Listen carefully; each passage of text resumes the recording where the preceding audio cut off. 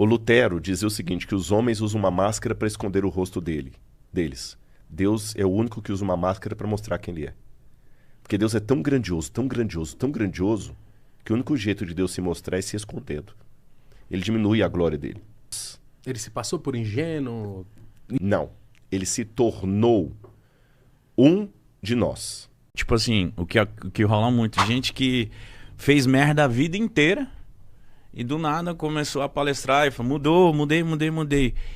Mas às vezes não é sincero. Deus, nesse momento, no final ali, ele vai se ligar. Claro. Porque tipo, você tá dando migué. Eu posso enganar você. Uhum. Eu posso enganar até um psicólogo forense, mas eu não engano o Espírito Santo. Rodrigo, eu posso ser um cara totalmente cruel ao ponto de cometer as maiores barbaridades que a gente conhece aí, que existem, do mundo físico. E vamos supor que eu tive a sorte do meu penúltimo dia de vida, eu me arrependi. Genuinamente. Eu sou um cara que estou livre daqueles todos os meus erros? Na verdade, nem precisa ir tão longe na história. Nós três aqui já pisamos na bola. Com certeza. O quê? Mítico, então? Aí eu vou dar um de judeu. Eu vou dar um de judeu puta. agora. Eu vou responder sua pergunta com outra pergunta. Se nós três morremos aqui agora, eu não quero morrer, ainda tem muita coisa. Não tô com plano pra Você morrer tem medo de hoje. morrer? Não, Eu tenho. não tem. É mó Agora da hora, eu tenho. É mó da hora ter minha mãe, meu pai. Hoje tá eu ligado? tenho, lógico, eu tenho medo assim. Eu não quero que minha esposa fique, Fique a só. gente pensa, eu quero ter filho. Nesse sentido, eu tenho. Mas assim, o medo da morte, não. Sem nenhum fanismo. Mas voltando à questão dos nossos pecados. Eu me arrependi. Tá. Vocês também. Sim. Se cair uma pedra aqui agora, Deus vai considerar o nosso arrependimento ou as pisadas na bola que nós demos? É o que diz que ele vai considerar o arrependimento genuíno. Você já respondeu sua própria pergunta. Sim. Você entendeu? Só que aí pra mim fica muito confuso, porque se eu fui um canalha a vida inteira, aí tipo assim, no 48 do segundo tempo, eu falei assim, olha que como eu fui besta. Vacilei, Essa né? que é a questão, porque a gente, por mais que você faça boas obras, você nunca vai pagar o céu. O único jeito de eu ir para a eternidade é aceitando o que Cristo fez por mim. As obras que eu pratico, o bem que eu... Assim como o mal. Olha, interessante. Eu já contei essa história e vou contar de novo Por aqui. favor. Se alguém já ouviu, gente, algum recorte, dá licença de contar de novo, tá? Tem uma história que uma vez no faroeste americano, um camarada, ele numa briga de bar, matou um outro. E naquela época as pessoas quando cometiam crimes assim iam pra forca, correto? E aí marcaram a forca do camarada. Só que alguns lá se apiedando dele, que ele tava bêbado, o pai também batia, a mãe não sei o que e tudo mais e tal, escreveram uma carta pro governador pedindo misericórdia, clemência. O governador falou, eu vou perdoar esse camarada, mas primeiro eu quero saber quem eu estou perdoando. O governador colocou um clergyman de padre, fingiu que era um padre, botou a carta do perdão do sujeito dentro da Bíblia, E leu como se fosse. fechou a Bíblia com a carta aqui dentro e foi até lá. Quando o governador, disfarçado de padre, chegou com a carta dentro da Bíblia, falou assim, meu amigo, deixe-me abrir esse livro porque eu tenho algo muito importante aqui para você.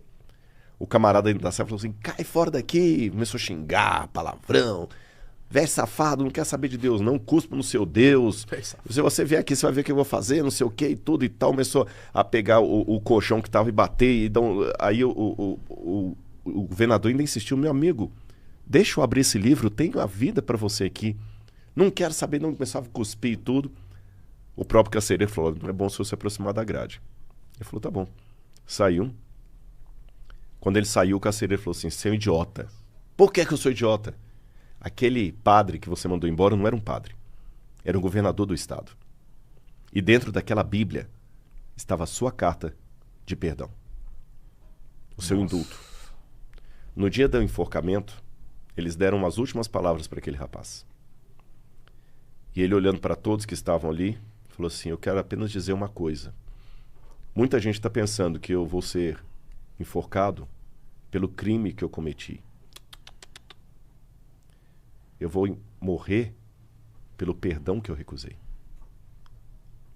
Ninguém vai para o inferno pelos pecados que cometeu. Entendi. Mas Foi esse pelo perdão, perdão mas que o recusou. perdão, ele Desculpa a pergunta, mas esse perdão também ele não veio meio disfarçado? Isso não é ruim? Não, Deus sabe. É aí que tá. Eu não conheço, nenhum maior psicólogo do mundo conhece os meandros da sinceridade da pessoa. Mas Deus conhece. Deus conhece até, se você me permite, a diferença do mesmo pecado praticado por um e por outro. Eu vou dar um exemplo para você. Quem estuda um pouquinho de psicologia, e não que eu seja psicólogo, mas eu já fiz tanta terapia que a melhor maneira de ser mecânico é tendo um carro que dê problema, né? Sim. Vamos imaginar duas situações de duas meninas promíscuas. Tá bom? Vou chamar uma de Maria e a outra de Joana. A Maria é uma promíscua. Galinha até falar chega. Fica pegando o nome dos outros, fica pegando namorado dos outros, você entendeu? Ela vai lá, tal. Ela tem uma amiga, daqui a pouco ela tá dando em cima do marido da amiga e tudo e tal. E ela realmente é uma menina perigosa. Ela não tem caráter. Ela é promíscua. Ela não é fiel a ninguém, ela engana os caras. Toda hora tá com um cara, tá com outro, tá com um, tá com outro. Seduz o cara, depois joga fora. Essa é a Joana. Joana que eu falei, né? A Maria faz a mesma coisa quase. A Maria se insinua para os homens. É sedutora. Se entrega fácil. Mesmo o cara sendo comprometido. Eu e vocês olhando aqui, a gente pensa que é 6 e meia dúzia. Sim. Mas aí o psicólogo descobre que a Maria, na infância, foi abusada pelo padrasto a infância toda. E quando ela foi contar para a mãe ficou a favor do padrasto e botou ela para fora de casa. Todo mundo conhece uma história dessa. Uhum. Se você soubesse os efeitos colaterais de um trauma de abuso que deixam na vida adulta de uma mulher, você entende o que ela está fazendo aquilo. Sim. Veja bem, eu não pus pano quente sobre o erro, eu não falei que é correto, mas eu tenho que ter a sensibilidade de saber que, embora as duas estão tendo o mesmo comportamento, uma é por mau caratismo, a outra é um trauma de infância. Talvez, sei lá, tem 1000 coisas que fazem a mulher ficar assim depois. Cada uma reage de um jeito. Às vezes ela perdeu completamente o respeito por si mesma. Às vezes no inconsciente dela ficou assim, eu só vou ter um homem se eu me insinuar por ele. Eu tenho que me punir pelo que eu fiz com minha mãe. Sei lá. Há várias coisas. Até ela conseguir a cura terapêutica para ela se libertar daquele comportamento, ela vai ser tão promíscua quanto a outra. Agora, Deus consegue ver a diferença entre uma mulher e outra mulher. Eu e vocês não. Por isso que a Bíblia deixa bem claro que duas coisas bíblicas. O que é errado, mas não julguem a ninguém para que vocês também não sejam julgados. Por exemplo, um psicopata, então. Por exemplo, ele nasceu bugado, alguma coisa ali. E aí? O que acontece? Ele é doente. É doente, só que Deus também não fala para a gente tirar as consequências do erro. É mais ou menos assim. Se eu dirigir a 180 km por hora... Tô provocando. Eu tô provocando. E se o pneu estourar, a natureza, a vida não vai perguntar se eu tô tirando um racha ou se eu tô levando minha mulher para o hospital que ela vai ganhar neném. Uhum. Estourou. Então Deus também não tira as consequências.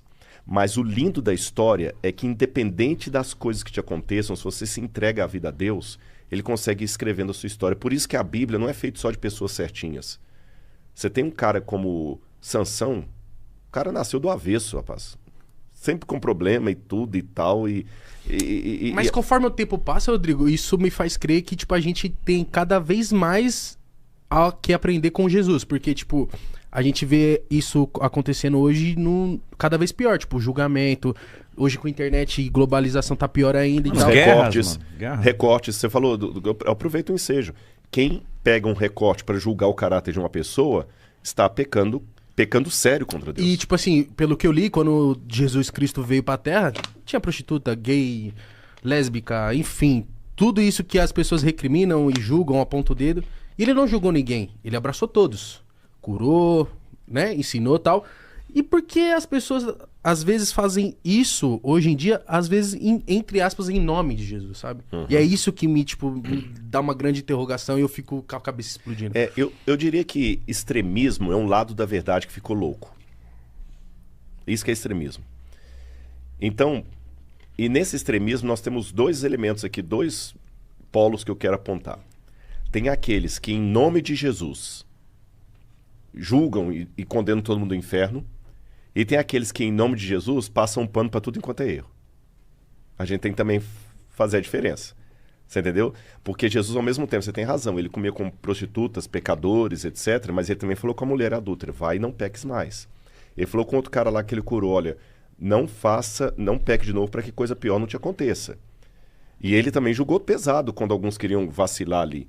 Então, essa sensibilidade de amar o meu semelhante e ver nele não o que ele é, mas o que ele pode ser vir a ser, transformado pela graça de Deus. Por quê? Eu acabei não respondendo a pergunta que você me fez lá atrás de nós a imagem de Deus. Sim, sim. Quando Deus resolveu criar seres que não eram como ele teve que pagar um primeiro preço lá atrás. Sabe qual foi o preço? Qual? Ele tinha que se diminuir para ser compreendido. E como ele fez isso? Nossa. Aí ele se irritou. A pessoa de Jesus. Entendi. O Lutero dizia o seguinte, que os homens usam uma máscara para esconder o rosto deles. Deus é o único que usa uma máscara para mostrar quem ele é.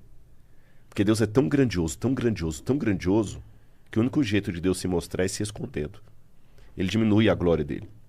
Então Jesus... Ele se passou por ingênuo? Não, Ingênuo assim, eu vou pegar a primeira parte. Ele se passou por... Não.